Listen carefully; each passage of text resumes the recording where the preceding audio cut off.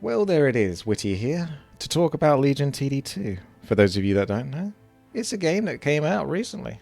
Fully released, it's awesome.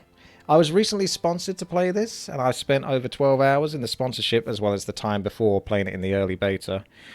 I haven't been sponsored to make this video though, so I just want to speak about my opinions, honestly, about the game and how it holds up. So for those of you that don't know what Legion TD is, well, you must know it from Warcraft 3 Legion TD. It's a tower defense game where you build your towers that are going to sort of deal with the minions that come down your lane. You work with a partner against the enemy team who likewise are working together, and you send to make it harder for them to defend, and then eventually one of you destroys the other player's king. And that's what you do in Legion TD2, except it's amplified because it's really quite in depth now, the complexity of it. Not to the stage where you can't access it. I think it's very accessible for new players, and there's a tutorial to help you get into it. But what I mean is that it's got more to give, whereas the original Warcraft 3 Legion TD from, well, Warcraft 3, the issue with that was it became a little bit stale with like knowing which levels you just can't really do too much about, and you can easily end the level on like 3, 7, 10, 14, 17. These are normally killer levels, and the game can sometimes be a little bit predictable, whereas in Legion TD2 it feels like each game is different and it flows a lot. So really quite happy with how this has turned out, this project.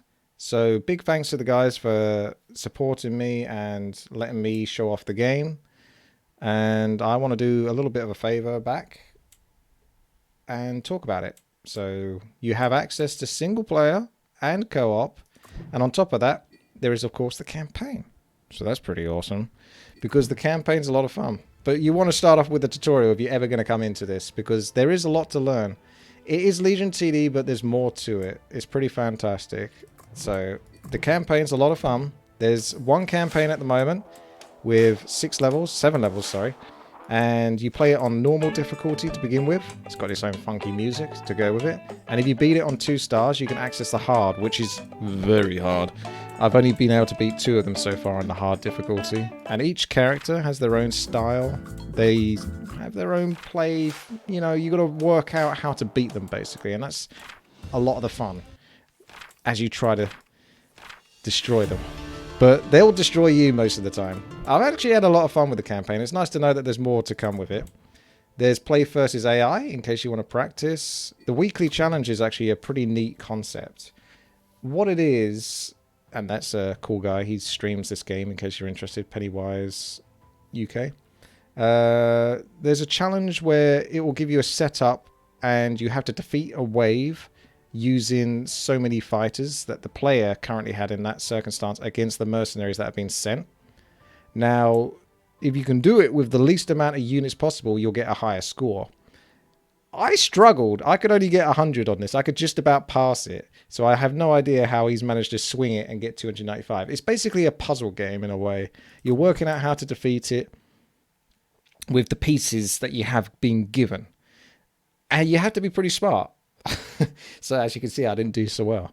But the weekly challenge spices things up a little bit. And the sandbox is essentially an option for you to just build whatever the heck you want. You have 10,000 gold. You can send whatever you want. And you send it against yourself. So if you want to practice a particular wave, or if you're thinking, I would love to have 4 workers on level 3, but I can't quite manage it with the build I'm doing. How do I get there? What unit do I need to use in order to... What upgrade do I need to take in order to get there and survive the wave, even if they do ascend? So Sandbox is there for that. You have your multiplayer, which you can do ranked, which is 2 versus 2. It's pretty addictive. I've actually enjoyed it a lot. And I will probably continue to play it, to be quite frank with you. Because you've got the leaderboards, which I don't know if I'll ever get close to the top, but that makes it interesting. There's over 20,000 people that have picked up this game since it's been fully released this weekend. And it's still on sale at the moment. I'll just show you. You got it over here on the Steam page, and you can pick it up for $12.39 right now at this point in the video. Ranked So obviously you just play against one another and you have a good time. Surprisingly, most of the time my allies haven't been terrible, so it's different to Warcraft 3. And then you got the classic, which I say is like more laid back, just 4 versus 4, like the original in that sense. There's a featured mode. I don't think I've even tried that one, so I don't know what that's all about. Special modes. So there's some funky stuff going on with that. And then there's a custom where you can create your own game for people to join if you just want specific people to pick up and play. You have your profile, which is actually pretty cool because what it will do is it will tell you your play style. I started off as the high economist, obviously greed, but then I ended up kind of like rounding out as I played more and more matches to sort of like match what needed to be done, whether it be defend the wave or catch those leaks or upgrade the king, that kind of stuff. It'll tell you about your favorite roles, your favorite openings, all this stuff. So there's loads of information to find out about and how well you perform with certain mobs and your collections that you currently have. So the game isn't pay to win. The only pay to win aspect of it is none, because everything can be accessed from just playing the game. There is the option to support the developers though in the shop by purchasing skins, which I was given some points to do so, to show off some of the skins for fun. But that's it. You basically have no option to pay to give yourself an advantage. You pay for these options, which spices it up a little bit, but even then this is still fair because it's standard to the equal power to the standard play styles. This will mix it up. So obviously the first thing I unlocked was greed, which means that I get an extra 5 income. But there's other modes like just hybrid, like the Warcraft 3 one, or chaos, where that's like PR mode on Warcraft 3, where you're random rolls every wave. So every wave you have different towers. Can be good, can also destroy you. It depends on your luck a little bit, that one. So you can access that with these points, which you just earn from playing. And these are like the ones that you put into real money. But you only really spend the real money on skins, which are cosmetics, or a background, which I have. There's the cards, which you can purchase, which are basically just avatars or go towards your guild. You can create a guild in this, so like a clan in Warcraft 3. I haven't experimented with that, but that's an option. But you can also just buy these with the actual points that you earn anyway, so it's very accessible. The leaderboards is a fun thing to look at. Like I say, it does make it very interesting because you're kind of thinking, what if I scratch my way up there? All I've got to do is just play perfectly. Now, there's some really good players on this, and you'll find out the meta as things go. Like I say, the meta is pretty shifting because they put a lot of time and effort into balancing this game. So I think it shows there's really lots of ways to attempt multiple different levels as well as to how to push. And I think the game plays very solid because let's just go into a single player just to show you a little bit, for example. Let's just do play versus AI, for example. I don't know. I'm ranked. I'm not going to do a whole game. I'm just going to show you how the game starts and how you would play it, just to give you a little bit of a taster in case you're curious. But I've enjoyed my time playing the game. And I think I'm going to continue to do so, be it off stream or on stream. I've had fun. It's like I say, it's Legion TD, but they've actually done a really good job. Like, I was skeptical going in because when I first played in the early beta, I felt like there was some fundamental issues and I wasn't sure I was enjoying it. But playing it this time round with all the fixes and polish they put in, I think it's really helped to make a difference because it's been quite addictive. You got the 8 races that they currently have here. You got Mastermind, which randomizes but gives you that condition of 5 gold. You got Hybrid, which is pure chaos. It's the Warcraft 3 one where you have a chance to get any tower, but you might get it for cheap. You might get it for really expensive. So let's just say, for example, pick the Element race here. And what will happen is you will start off like this. You got plenty of information as to what you're up against. You get told the recommended value, so you're aiming for 150. So, for example, a Mudman would be a perfect start. He'll clear level 1, even possibly with a wave send, so you know that you can send 2 workers. And there's no cap on workers. There's no food in this. It doesn't have the arena that the Warcraft 3 has, which I think works in this case. They are well aware of what the Warcraft 3 has. It's the original creators of Legion TD, but they've since moved on, and Warcraft 3 has a different person working on it now. And the Warcraft 3 version is fantastic. I love it. But this has actually done a really good job of taking what Legion TD is and then just amplifying it. So you got all the information here as to impact, nature. So there's the attack types, there's the armor types. It seems a little overwhelming, but it really isn't too bad. And you've got your style here. If you went with random, you can actually choose what your roles are going to be, which is awesome. So we can actually do that just quickly, just to give you a little taste of how that looks instead. So you saw what will happen if you pick a race, but you're obviously committed to that race. But with picking a race, there's normally a lot of synergy with it. So that's the advantage. So each playstyle has its own advantage. I tend to go with the random elements of it, which, you know, maybe is good, maybe is bad. But it spices it up a lot for me as well. So we're going into the next game. This time I'm going to pick Mastermind, which will allow me the greed option, of course, for that 5 income start. So that just, you know, brings you a little bit of extra cash to maybe push a bit further and get that extra worker. Anything that pushes the greed. So there it is. So this is what I'm talking about. I think it's really well clearly displayed here. You've got the attack types, the defense types. You can choose what you want to pick as long as it's 6 fighters. So let's say I want to go with that. That's fine. Then there's the option to re-roll, but you can only do this once. But you can sort of keep towers if you want and remove a couple of towers, which I think is fantastic. Because what that does is that gives you that flexibility to hold on to something that you think is awesome and you still want to play with. This is a strong enough character for the first level. Train a couple of workers and go from there. You have your sends, which are very clear and easy. And you upgrade your king, which you would normally do in the Legion TD. So it's all basically Legion TD as you know it and love it. So if you do like it, I do recommend picking this up, honestly. This is just me speaking honestly. I think it's really good value for what it costs. And you can get it at a sale at the moment.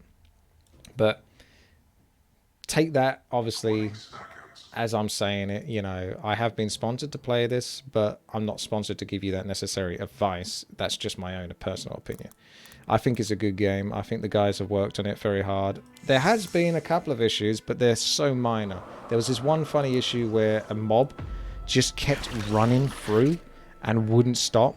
And it was being attacked, so the job was being done, but it looked glitchy because it was just running all the way over to here to the point where it just died. And I did have some login issues earlier today, which was the only time I had it since the last 12 hours of playing it.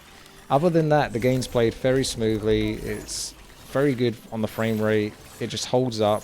I quite like the graphics, actually. It's simplified, but I much prefer that to like the Reforged or Warcraft 3. So it's got more of that standard Warcraft 3 graphic style, if that makes sense. Obviously it's quite League of Legends themed because the artist is actually from League of Legends, worked on it back in the day, and I don't mind that myself. I think the gameplay just holds up really well in this, and it's quite addictive. It's a real good balance of trying to get those workers once again, and you have to do it in this version because you will fall off to the point where you won't be able to afford surviving anymore. And I think that's kind of all I want to talk about, really. That's basically it. Oh yeah, no, that's it. Like, there was that stability issue, but then they also did this, which came up very recently. They're aware of it. So let me just show this. A small patch update already. Fixed issues logging in. And now I didn't have an issue logging in. So the developers are basically on top of this game. So if you want a game like this, that's gonna, you know, some developers that are actually gonna pay attention to what they're doing, then yeah, that's awesome. I thought my ally was gonna leak there for a moment. This is with an AI, and there's your opponent AI. You got the, oh, I forgot about this. If you hold down the tab, it shows you how much gold you're getting at the end of the wave, how much money, sort of how many workers value you're getting. If you hold down spacebar, you can actually see what your opponent's building as well. So the one thing that's different here that I think makes the game harder is you can essentially see what your opponents are doing, right? And by being able to see your opponents, so you can't see them during the building phase, but during the phase when the minions spawn, then you can see. So then you've got to essentially build accordingly. But you have to also be aware that they can do the same. They can be looking at what you've built and decide when they're going to send. This will let you know when your opponent does a send, or also when it upgrades the king. So you can see that your opponent has done 20 Mythium on sending a snail, which gives them 6 income. So you get loads of information in this. You get told about what's the suggested recommended type of attack or defense versus the mob that you're against on that wave. Or you can look forward to a new wave coming up if you think you're strong enough to take that one and think, right, okay, I definitely need more piercing for level 4 that's coming up. And it tells you their attack types. So I honestly think this game holds up very well, and the developers have done a great job with it. Like I say, I'm going to continue to play it. I think I've had a lot of fun doing so. I've still got that campaign to beat, which is pretty damn addictive because it's bloody hard. And I love to overcome things that are bloody hard. Did it with Dark Souls, I'll do it with this. So, there you go. I went on a little bit longer, actually, in this video than I intended to do. You can actually see the Twitch streams that are up. You've even got Forsen playing this at the moment. So, that's cool. If you wanted to check out any streamers that are playing the game, you can watch and see how they do. There's some people who are very good at this game. Like I say, the leaderboards are up there for a reason. This is a bit more advanced than the Warcraft 3 version because you really got to think on your feet every level that you're playing rather than like just level 7 or just level 10, that sort of thing. It's tricky to get the right balance, but it's fun finding it out. Anyway, I better stop the video because I'm going to yap on forever. So thank you guys. Make your own decisions. This is no pressure whatsoever. I've not been sponsored to make this video, but I just wanted to give my thoughts and opinions after playing the game. So I've enjoyed it. I've had a good time. I think it's worth the price. It's very cheap considering the amount of time and effort these guys have put into making this game. So, and you know it's a game that they love because they first made it in Warcraft 3, which was essentially just for the fun. Do you know what I mean? It was a pure hobby experience of creating your own game at that point. And then they took it and actually made a whole game out of it. So great for them and great for those that are playing. So have a good one. Take care. Bye-bye.